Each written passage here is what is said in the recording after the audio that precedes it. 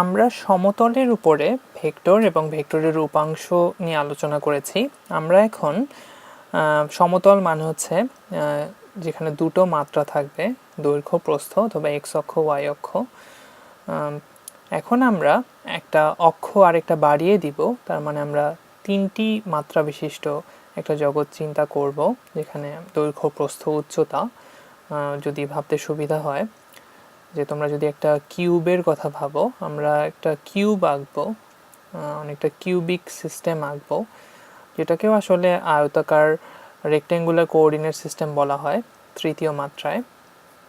যদি তার মানে আমরা ত্রিমাত্রিক জগতে, আসলে আমরা যে জগতে বসবাস করি সেই জগতে আমরা একটা ভেক্টর কীরকম হয় সেটা আমরা দেখব। তার আগে আমরা একটু রিভিউ দিয়ে দিই যে আসলে ত্রিমাত্রিক জগতের বা তিনটি অক্ষ যেখানে আছে সেখানে বিন্দুর স্থানাঙ্ককে আমরা কিভাবে চিন্তা করি সেটাও আমরা প্রথমে দেখে নিই। তাহলে আমি এখন কথা বলতে যাচ্ছি স্পেস কোঅর্ডিনেট সিস্টেম নিয়ে, এবং সেখান থেকে আমি ভেক্টর স্পেসে ভেক্টর এবং তাদের উপাংশ নিয়ে কথা বলবো।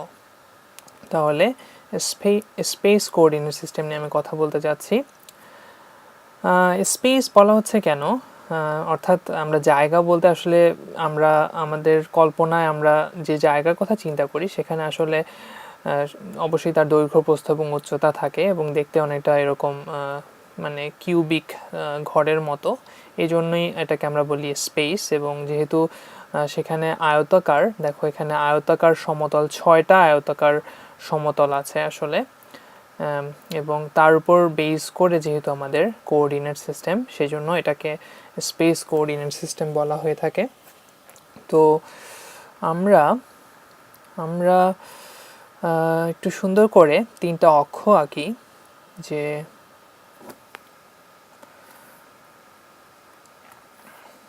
প্রথমে আমি এক্স অক্ষ আঁকবো,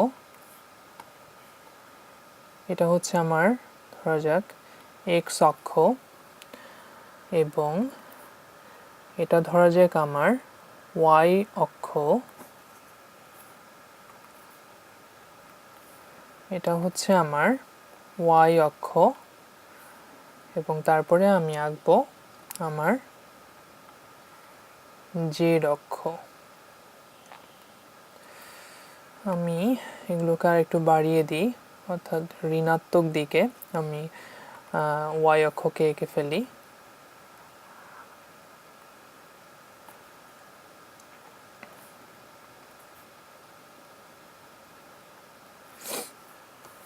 আচ্ছা, এখন আমি এগুলোকে নাম দিই, যেটা হচ্ছে আমার এক্স অক্ষ, এটা হচ্ছে ধনাত্মক এক্স অক্ষ, এদিকে হচ্ছে ঋণাত্মক এক্স অক্ষ, এটা হচ্ছে আমার ধনাত্মক ওয়াই অক্ষ, এবং এটা এদিকে হচ্ছে আমার ঋণাত্মক ওয়াই অক্ষ, উপরে হচ্ছে আমার ধনাত্মক জেড অক্ষ, নিচে হচ্ছে আমার ঋণাত্মক জেড অক্ষ। এখন আমি প্রথমে তিনটা সমতল চিন্তা করব। প্রথম সমতলটা হবে আমার এক্স ওয়াই সমতল। প্রথম সমতলটা হবে আমার এক্স ওয়াই সমতল। তাহলে এক্স ওয়াই সমতল আমি চিন্তা করব প্রথমে, এটা হচ্ছে আমার এক্স ওয়াই সমতল। তারপরে আমি চিন্তা করব, তার মানে এক্স ওয়াই সমতলে এগুলো যদিও দেখতে লম্ব মনে হচ্ছে না, যেহেতু আমরা ত্রিমাত্রিক জগৎ দুই মাত্রার উপরে আঁকতে চাচ্ছি, সেহেতু এগুলোকে আমি বাঁকা করে দিয়েছি, কিন্তু আসলে কিন্তু এই সরলরেখাটা এই ওয়াই অক্ষের উপরে লম্ব, আর এই সরলরেখাটা এই এক্স অক্ষের উপরে লম্ব। তাহলে লম্বকে আমি এভাবে প্রকাশ করছি। এখন আমি দেখব হচ্ছে ওয়াই জেড সমতল। তাহলে ওয়াই জেড সমতল হবে আমার ওয়াই জেড সমতল আমি আঁকবো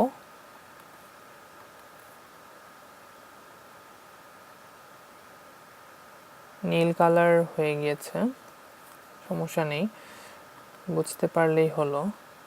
তাহলে এটা হচ্ছে আমার yz সমতল। আমি কিন্তু এরকম y অক্ষের সমান্তরাল করে এই সরলরেখাটাকে এঁকেছি এবং এই সরলরেখাটাকে আমি z অক্ষের সমান্তরাল করে এঁকেছি। এটা হচ্ছে আমার yz সমতল। আর তাহলে আমাদের বাকি কি আছে? আমি এই x y এর কম্বিনেশন নিয়েছি, আমরা yz এর কম্বিনেশন নিয়েছি আমরা, তাহলে আমরা আবার xz এর কম্বিনেশন আমরা নিতে পারি। তাহলে xz এর কম্বিনেশন যদি আমরা নেই তাহলে সেটাকে আমি কি বলবো? সেটাকে আমি বলবো xz সমতল। xz সমতল। তাহলে আমার xz সমতলটা দেখতে কীরকম হবে? xz সমতলটা দেখতে আসলে হবে এরকম। এটা হচ্ছে আমার xz সমতল। তাহলে আমি যদি এখন এই সরলরেখাটা সমান্তরাল করে যদি আমি এরকম একটা এবং এই সরলরেখাটা এবং এই সরলরেখাটা সমান্তরাল করে আমি একটা সরলরেখা এঁকেছি, তারপরে আমি যদি এই সরলরেখাটা এবং এই সরলরেখাটা সমান্তরাল করে একটা সরলরেখা আঁকি এবং তারপরে আমি এই সরলরেখাটা এবং এই সরলরেখাটা সমান্তরাল করে একটা সরলরেখা এঁকেছি। তো দেখো এটা হচ্ছে আমার একটা আয়তাকার ঘরের মতো হয়েছে, আয়তাকার একটা ঘরের মতো হয়েছে, যেখানে আমার দৈর্ঘ্য আছে, প্রস্থ আছে এবং উচ্চতা আছে। এখন আমরা স্থানাঙ্ক নিয়ে চিন্তা করি। আগে আমরা দুই মাত্রার স্থানাঙ্ক নিয়ে কথা বলেছি। তাহলে এটা যদি আমার এ বিন্দু হয়, এই বিন্দুটা, তাহলে এই বিন্দুটা কি হবে? যে এই বিন্দুটাকে আমার পেতে হলে এই মূল বিন্দু, যেটাকে আমি বলবো যেহেতু তিনটা মাত্রা, সেহেতু আমি তিনটা স্থানাঙ্ক বসাবো, যে এক্স অক্ষ বরাবরও কোনো দিকে যায়নি, ওয়াই অক্ষ বরাবরও কোনো দিকে যায়নি, জেড অক্ষ বরাবরও কোনো দিকে যায়নি, তাই 0 0 0। আর এই বিন্দুটা শুধু আমার এক্স অক্ষ বরাবর গিয়েছে। ধরা যাক যে সেটা আমার এক্স অক্ষ বরাবর x1 পরিমাণ গিয়েছে, ওয়াই অক্ষ বরাবর যায়নি তাই 0, জেড অক্ষ বরাবর যায়নি তাই 0।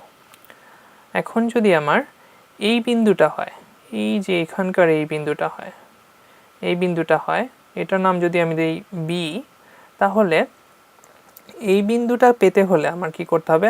সে এক্স অক্ষ বরাবর কোনো দিকে যায়নি, ওয়াই অক্ষ বরাবর সে ধরা যাক y1 পরিমাণ গিয়েছে, জেড অক্ষ বরাবর সে উপরে ওঠেনি তাই 0 y1 0। আর যদি আমি এই বিন্দুটার কথা চিন্তা করি তাহলে এটা হবে আমার 0 0 z1, কারণ সে শুধু জেড অক্ষ বরাবর গিয়েছে। এখন তোমরা খুব সহজেই এই বিন্দুগুলোর স্থানাঙ্ক বের করে ফেলতে পারো, যে এই বিন্দুটার স্থানাঙ্ক হবে 0 y1 z1, কারণ এটা শুধু y অক্ষ বরাবর গিয়েছে, তারপর জেড অক্ষ বরাবর উপরের দিকে হেঁটে হেঁটে গিয়েছে। তারপরে এটা হবে কি? এটা হবে আমার x1 x অক্ষ বরাবর সে x1 পরিমাণ এসেছে, তারপরে y অক্ষ বরাবর সে একটুও যায়নি, তাহলে y অক্ষ হচ্ছে আমার 0 এবং জেড অক্ষ বরাবর সে উপরে উঠেছে, তাহলে এটা হবে আমার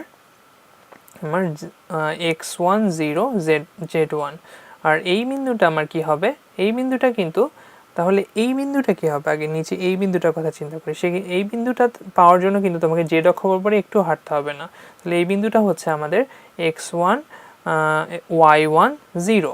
আসলে আমরা যখন দুই মাত্রায় যখন আমরা চিন্তা করেছিলাম, যে এরকম ওয়ে ভেক্টরটা চিন্তা করেছিলাম এবং এটার নাম দিয়েছিলাম x1 y1, এটা হচ্ছে কিন্তু আমাদের সেই বিন্দুটা, কারণ এটা ছিল আমাদের সেই xy সমতলটা। আর এখন কিন্তু এই x1 y1 0 বিন্দুটা দেখো এই xy সমতলের উপরে আছে। তাহলে এখন এই বিন্দুটা হচ্ছে আসলে আমাদের সবচেয়ে গুরুত্বপূর্ণ বিন্দু। ঠিক গুরুত্বপূর্ণ আলাদাভাবে বলতে চাচ্ছি না, কিন্তু এই বিন্দুটা পাওয়ার জন্য আসলে তোমাকে এক্স অক্ষ বরাবরও যেতে হবে, ওয়াই অক্ষ বরাবর যেতে হবে, আবার জেড অক্ষ বরাবর উপরে উঠতে হবে। দৈর্ঘ্য বরাবর যেতে হবে, প্রস্থ বরাবর যেতে হবে, উচ্চতা বরাবর যেতে হবে। তার মানে এটা তিনটা স্থানাঙ্কই আসলে শূন্যের থেকে বড় হবে, মানে x1 y1 এবং z1 হবে। এখন তোমরা দুই মাত্রায় তোমাদের মনে আছে যে আমি এ ভেক্টরকে আমি স্থানাঙ্ক দিয়ে প্রকাশ করেছিলাম, সেটা ছিল আমার a x1 y1। তাহলে এখন সেটাকে জাস্ট একটু এক্সটেন্ড করে সেই ধারণাকে যদি আমি বর্ধিত করি, তাহলে আমি এখানে যদি এই বিন্দুটাকে যদি আমি পি বলি, এই বিন্দুটাকে যদি পি বলি, এবং আমার যদি ভেক্টরটা হয়ে থাকে, আমি এখন ত্রিমাত্রিক জগতে একটা ভেক্টর নিয়ে আমি চিন্তা করতে চাচ্ছি, তাহলে এটা হচ্ছে আমার ওপি ভেক্টরটা। এটা যদি আমার ওপি ভেক্টর হয়ে থাকে, তাহলে ওপি ভেক্টরটাকে আমি আসলে লিখতে পারি কিভাবে? ওপি ভেক্টরটাকে আমি লিখতে পারি স্থানাঙ্কর মতো করে যদি আমি লিখি, তাহলে ওপি ভেক্টরটাকে আমি লিখতে পারবো x1 y1 z1। এখন ভেক্টর মানে আবারও সেই পুরাতন কথা চলে যাচ্ছে যে ভেক্টর হচ্ছে আসলে যার মান থাকবে এবং দিক থাকবে। কারণ এখন এই স্থানাঙ্ক থেকে আমি আসলে একটা পরিমাণের কথা চিন্তা করতে পারি যেটা আসলে মান আছে। মানটা কি হবে? আমি যদি পিথাগোরাসের সূত্র দিয়ে চিন্তা করতাম, তাহলে প্রথমত আমি যদি ওপি ভেক্টরের মান বের করতে চাইতাম, আমি আরেকবার আঁকি। আমাদের ওপি ভেক্টরটা ছিল অনেকটা এরকম, এবং সেটা ছিল, আচ্ছা এখানে দেখানোটাই হয়তো সুবিধা হবে। তাহলে ওপি ভেক্টরটা যদি আমি বের করতে চাই, তাহলে দেখো আমাকে দুইবার পিথাগোরাসের সূত্র ব্যবহার করতে হবে। তাহলে ওপি ভেক্টর, দেখো এখানে আগে যে ওপি ভেক্টর ইকুয়ালস টু আসলে, আমি এটাকে একটু মুছে নেই।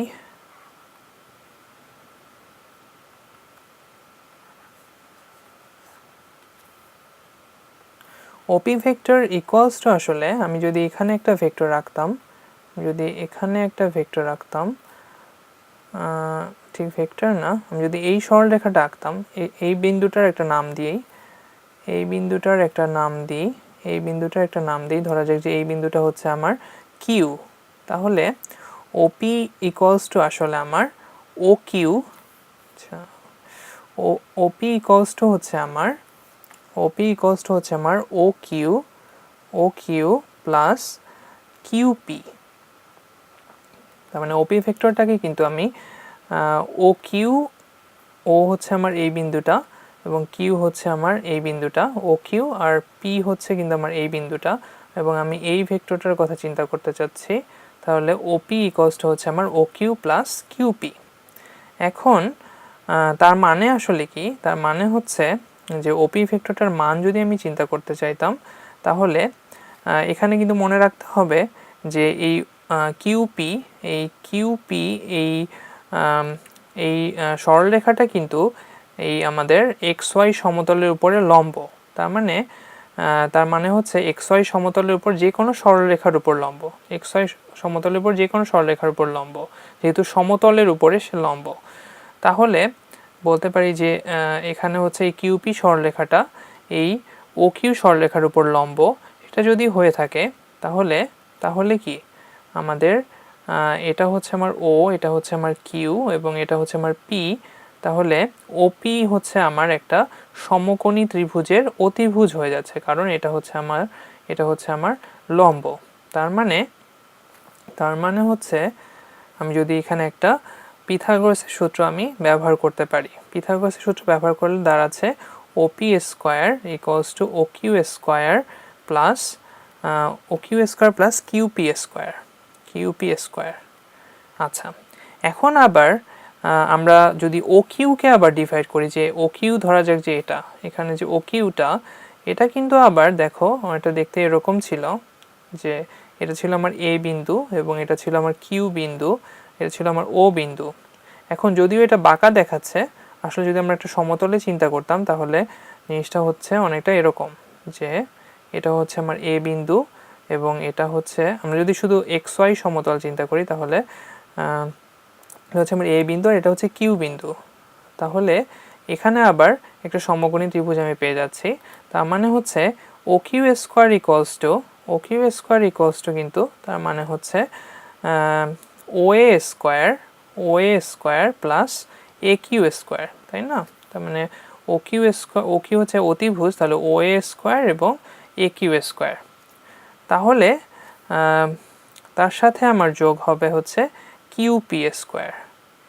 তাহলে আমি আসলে বের করতে চাচ্ছিলাম কি এই ওপি, আমার যে ওপি ভেক্টরটা, সেই ওপি ভেক্টরের মান আমি বের করতে চাচ্ছিলাম। তাহলে ওপি স্কোয়ার ইকুয়ালস টু আমার হচ্ছে O A square plus A Q square plus QP square. এখন ও এম আসলে কি, ও এ যদি একটা ভেক্টর হয়ে থাকতো তাহলে এটার এখানে দেখো সেটা হচ্ছে আসলে x1 স্কোয়ার। আবার যদি আমি এ কিউ চিন্তা করি, এ কিউ মানে আসলে কি, এ কিউ মানে আসলে কিন্তু ও বি, তাই না? এ কিউ সরলরেখাটার দৈর্ঘ্য, এই সরলরেখাটার দৈর্ঘ্য আর এই ও বি এর দৈর্ঘ্য কিন্তু সমান, যেহেতু আয়তক্ষেত্রের সমান্তরাল বাহু দুইটি সমান সমান হয়ে থাকে, তাই না? তাহলে এটা হচ্ছে আমাদের y1 স্কোয়ার। আর অন্যদিকে যদি আবার কিউপির কথা আমরা চিন্তা করি, এটা হচ্ছে আমাদের কিউপি কিন্তু আবার এই সরলরেখাটার সমান্তরাল, এবং এই সরলরেখাটার সমান্তরাল মানে হচ্ছে এটা আসলে এই সরলরেখাটার সমান্তরাল, তার মানে হচ্ছে এটা উচ্চতা হচ্ছে z1, তাহলে z1 স্কোয়ার। তাহলে আমরা আসলে কথা শুরু করেছিলাম যে আমরা ও ওপি এই ভেক্টরটাকে আমরা লিখতে পারি স্থানাঙ্ক ব্যবহার করে x1 y1 z1, এবং এটা কেন একটা ভেক্টরের প্রকাশভঙ্গি হতে পারে, একটা ভেক্টরকে কেন এভাবে প্রকাশ করা যেতে পারে, কারণ এটা থেকে আমরা আমরা কিন্তু একটা ভেক্টরের মান জানতে পারছি যে ওপি ইকুয়ালস টু, তার মানে আমরা জানতে পারছি যে আমরা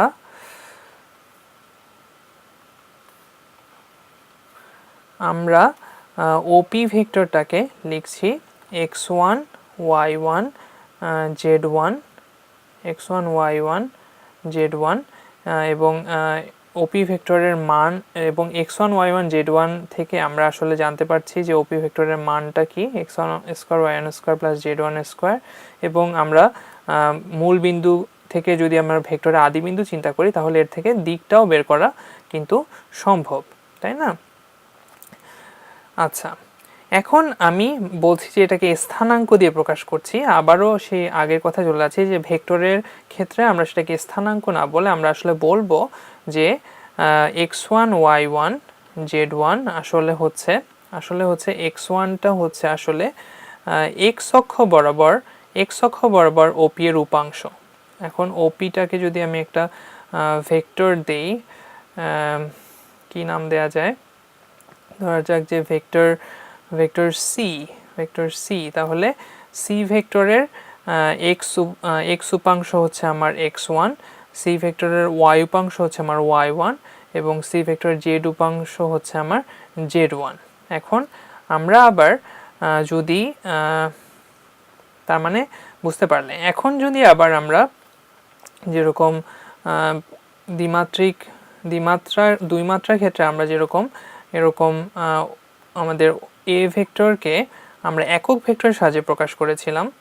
একক ভেক্টর কি জিনিস? একক ভেক্টর হচ্ছে যার মান হচ্ছে 1, এমন একটা ভেক্টর যার মান হচ্ছে 1। আমরা বলেছি দুইটা বিশেষ একক ভেক্টরের কথা বলেছি আমরা, x অক্ষ বরাবর একক ভেক্টর, y অক্ষ বরাবর একক ভেক্টর। x অক্ষ বরাবর একক ভেক্টরকে আমরা আই এর উপর টুপি পরিয়ে প্রকাশ করতে পারি, y অক্ষ বরাবর একক ভেক্টরকে আমরা j এর উপরে টুপি পরিয়ে প্রকাশ করতে পারি। এবং আমরা এই এ ভেক্টরটাকে যখন ভেক্টরের যোগফল হিসেবে প্রকাশ করতে পারি তখন আমরা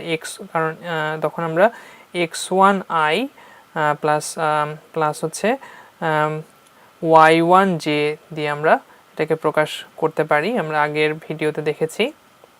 এখন এটাকে জাস্ট আমরা যদি এক্সটেন্ড করি তাহলে এখন আমরা এই ওপি ভেক্টরটা অথবা আমরা সি ভেক্টরটা নিয়ে আলোচনা করছিলাম। এখন আমরা ওপি ভেক্টরটা অথবা এই সি ভেক্টরটাকে নিয়ে আমরা আলোচনা করছিলাম। তো আমি দ্রুত আরেকবার এঁকে নিই। তো এরকম ছিল আমার x1 y1 এবং z1 অ্যাক্সিস ছিল, এবং আমার ভেক্টরটা সাপোজ হচ্ছে আমার এটা হচ্ছে সেই ওপি ভেক্টরটা। এখন এটা হচ্ছে আমার x অ্যাক্সিস, এটা হচ্ছে আমার y অ্যাক্সিস, এবং এটা হচ্ছে আমার z অ্যাক্সিস। তাহলে আমি যেটা বলতে চাচ্ছি সেটা হলো যে এটা হচ্ছে আমার x1 পরিমাণ দূরত্ব, এটা হচ্ছে আমার, আমি যদি এভাবে দেখাই এবং তারপরে এভাবে উপরে উঠতে হবে। আমি ব্যাখ্যা করছি, ওয়েট। আমি যদি এখন এটা যদি আমার ওপি ভেক্টরটা হয়ে থাকে, এটা যদি আমার ওপি ভেক্টরটা হয়ে থাকে, এটা আমার ওপি ভেক্টর হয়ে থাকে এবং তার এক্স উপাংশ হচ্ছে আমার এই x1টা এবং ওয়াই উপাংশ হচ্ছে আমার এখানে ওয়াই উপাংশ হচ্ছে আমার y1 এবং এর জেড উপাংশ হচ্ছে z1। তাহলে এর অর্থ হচ্ছে যে এই পি বিন্দুটার স্থানাঙ্ক হচ্ছে x1 y1 z1। সহজভাবে আসলে চিন্তা করলে বুঝতে পারছো যে এক্স অক্ষ বরাবর আমাকে x1 পরিমাণ যেতে হবে, ওয়াই অক্ষ বরাবর আমাকে y1 পরিমাণ যেতে হবে, তারপর সেই সমতল থেকে এই xy সমতল থেকে আমাকে বের হয়ে আসতে হবে, এই সমতলের উপর সমতল থেকে ঠিক লম্ব বরাবর উপরের দিকে আমাকে z1 পরিমাণ হাঁটতে হবে এই পি বিন্দুটাকে পাওয়ার জন্য। এবং আমরা এই ভেক্টরটা ওপি ভেক্টরটা, যেটাকে যদি আমি বলেছি সি ভেক্টর, সেই ওপি ভেক্টরটাকে আমরা তিনটা উপাংশে তাহলে ভাগ করতে পারছি, x1 y1 z1। এখন আমি যদি এটাকে এখন ভেক্টরের যোগফল হিসেবে প্রকাশ করতে চাই, যেটা একটু আগে তোমরা দেখেছো, এখন তাহলে আমার জেড অক্ষ বরাবর একটা একক ভেক্টর আমাকে চিন্তা করতে হবে। তাহলে এক্স অক্ষ বরাবর একক ভেক্টর ছিল আমার, এক্স অক্ষ বরাবর একক ভেক্টর মানে যার মান হচ্ছে 1, এটা ছিল আমার আই, এবং ওয়াই অক্ষ বরাবর একক ভেক্টর এটা হচ্ছে আমার জে, এবং জেড অক্ষ বরাবর একক ভেক্টর এটা হচ্ছে আমার কে, তাই তো? তাহলে x1 ইকুয়ালস টু হচ্ছে আমার x1 এর x1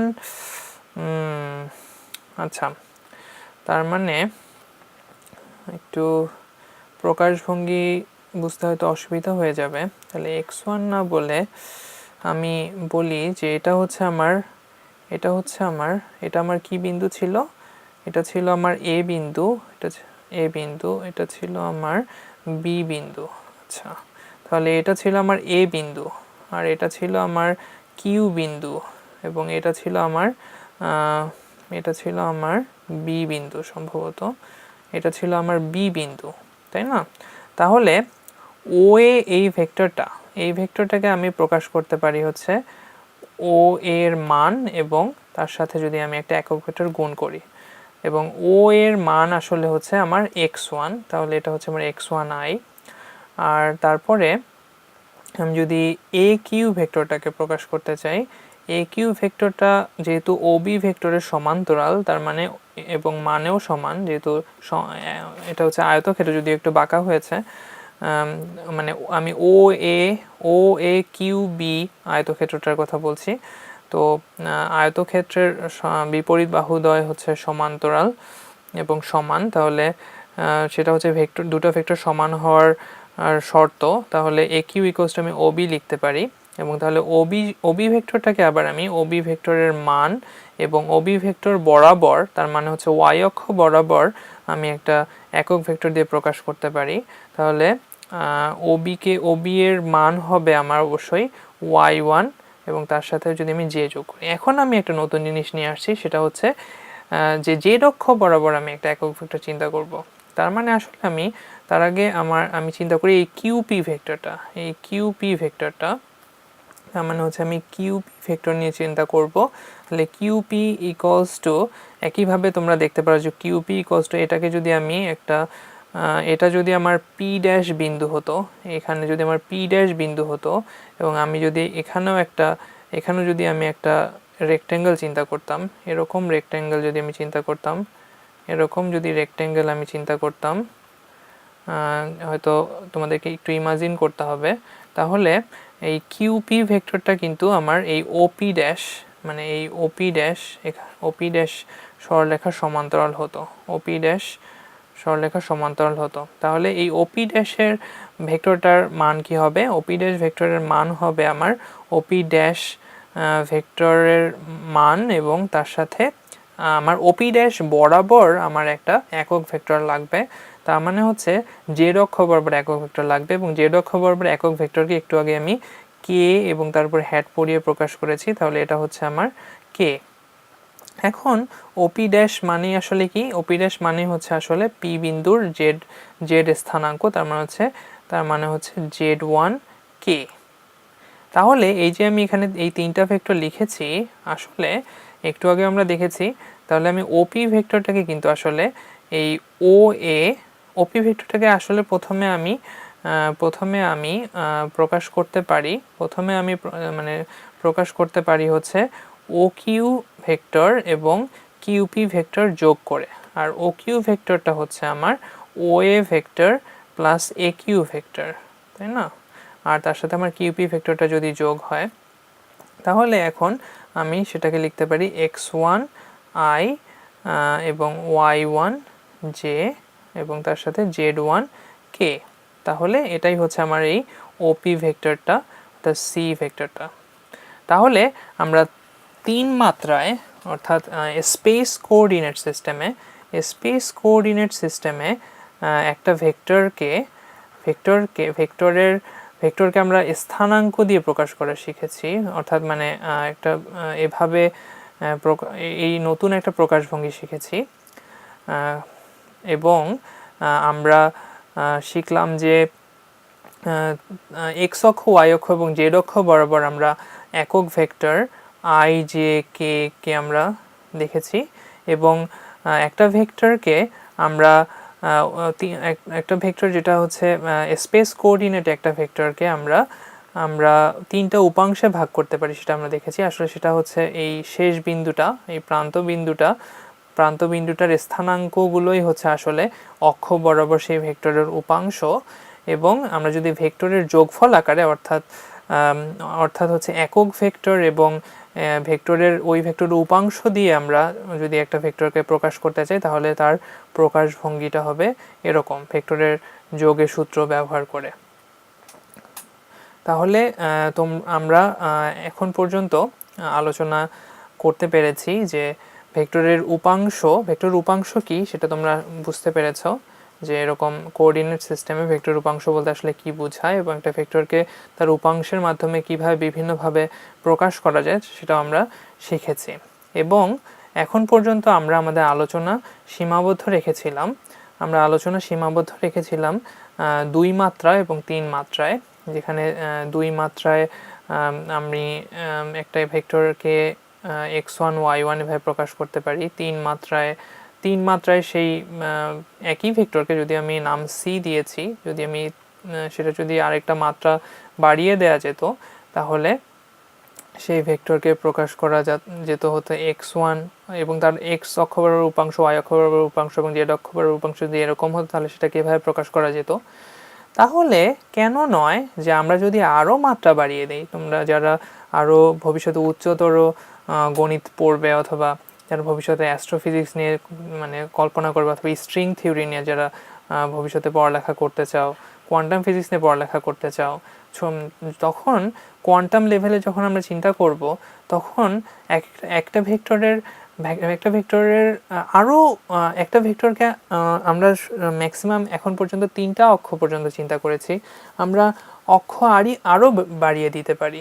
ধরা যাক যে x1 অক্ষ, তারপরে y1 অক্ষ, z1 অক্ষ। যদিও আমরা ত্রিমাত্রিক জগতে আমরা যে কোনো একটা বিন্দুকে জাস্ট তিনটা অক্ষ দিয়েই পেতে পারি, কিন্তু আমরা যদি বহুমাত্রিক জগতে, যদিও আমরা সেটা ত্রিমাত্রিক জগতে আমরা সেটা কল্পনা করতে পারি না, বহুমাত্রিক জগতে হয়তো আরও অক্ষ আমরা চিন্তা করতে পারতাম। যেমন স্ট্রিং থিওরিতে ধরা যাক যে 11 মাত্রা নিয়ে আলোচনা করা হয়, তাহলে 11 মাত্রা মানে হচ্ছে তার হচ্ছে হয়তো 11টা অক্ষ থাকতে হবে। তার মানে আমরা যদি নাম্বারিং করি ভাবে A1, ধরা যাক একটা ভেক্টর হচ্ছে আমার এ ভেক্টর, তাহলে প্রত্যেক অক্ষ বরাবর তার একটা উপাংশ থাকবে। তার মানে A1, A2, A3 এভাবে তার A11 পর্যন্ত তার যদি 11টা মাত্রা হতো তাহলে তার 11টা অক্ষ বরাবর তার উপাংশ থাকতো, তাহলে আমরা সেই ভেক্টরটাকে এভাবে কিন্তু প্রকাশ করতে পারতাম a1 a2 a3 up to a11। ঠিক আছে, এমনকি আমরা যদি একটা ভেক্টরের যে অসীম আমরা যদি ইনফাইনাইট ভেক্টর আমরা চিন্তা করতে পারি, অর্থাৎ আর হচ্ছে ইনফাইনাইট মাত্রা চিন্তা করলে তাকে আমরা এরকম মানে অনেকটা সিকোয়েন্স বলে, সিকোয়েন্স দিয়ে এভাবে আমরা প্রকাশ করতে পারি।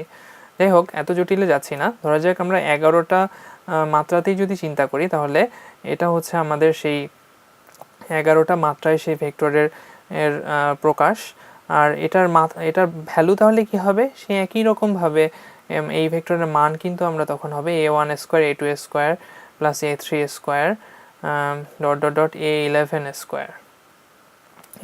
স্কোয়ার এরকম হয়তো আমরা এটাকে প্রকাশ করতে পারবো। এবং আমি যদি এরকম যদি ভেক্টর যোগফল আকারে যদি আমি প্রকাশ করতে চাইতাম তাহলে প্রত্যেকটা অক্ষ বরাবর বা প্রত্যেকটা মাত্রায় একটা করে যদি আমি একক ভেক্টর চিন্তা করতাম, ধরা যাক প্রত্যেকটাকে যদি আমি আই নাম দিই তাহলে i1 এটা যদি একক ভেক্টর হয় প্রত্যেকটা মাত্রায়, i1 i2 i3 এবং 11 এটা যদি একক এবং এরকম যদি হয়, প্রত্যেকটা অক্ষ বরাবর 11টা অক্ষ বরাবর যদি আমার যদি একক ভেক্টর পাই তাহলে এ ভেক্টরটাকে কিন্তু আমি এভাবে লিখতে পারবো যে a1 একইভাবে ত্রিমাত্রায় যেরকমভাবে লিখতে পারতাম a1i a2i, এভাবে আমি a3i a4i এভাবে a1i1 a2i2, প্রত্যেকটা অক্ষ বরাবর আমার আলাদা আলাদা একক ভেক্টর a2i2 এবং এভাবে a3i3 এভাবে a11i11 এভাবে আমি এটাকে লিখতে পারতাম। তার মানে জাস্ট আমরা আমাদের সিম্পল আলোচনাকে এভাবে এক্সটেন্ড করে অনেক মাত্রা আমি চিন্তা করতে পারি। এবং ম্যাথমেটিক্সের মজাটাই হচ্ছে এরকম যে আমরা যদিও 3 মাত্রার জগতে বসবাস করি এবং যে কোনো বস্তুকে আমরা 3 মাত্রা ছাড়া কল্পনা করতে পারি না, কিন্তু আমরা ম্যাথমেটিক্যালি অনেক মাত্রার কথা আমরা চিন্তা করতে পারি এবং সেই সব বহু মাত্রায় বস্তুর আচরণ কীরকম হবে সেটাও আমরা ক্যালকুলেট করতে পারি। সেটাই হচ্ছে আসলে আমাদের ম্যাথমেটিক্সের পাওয়ার অফ ম্যাথমেটিক্স যাকে বলে। এবং আমরা হয়তো অত জটিল বিষয় নিয়ে আলোচনা করব না, কিন্তু আমি চাই যে তোমরা যারা অনেক আগ্রহী, এখান থেকে লিনিয়ার অ্যালজেব্রা হচ্ছে খুবই ফান্ডামেন্টাল একটা কোর্স, এখান থেকে তোমরা লিনিয়ার অ্যালজেব্রা শিখে পরে বিভিন্ন জায়গায় বা বিভিন্ন ক্ষেত্রে তোমরা অনেক বড় বড় কাজ করবে। ধন্যবাদ সবাইকে।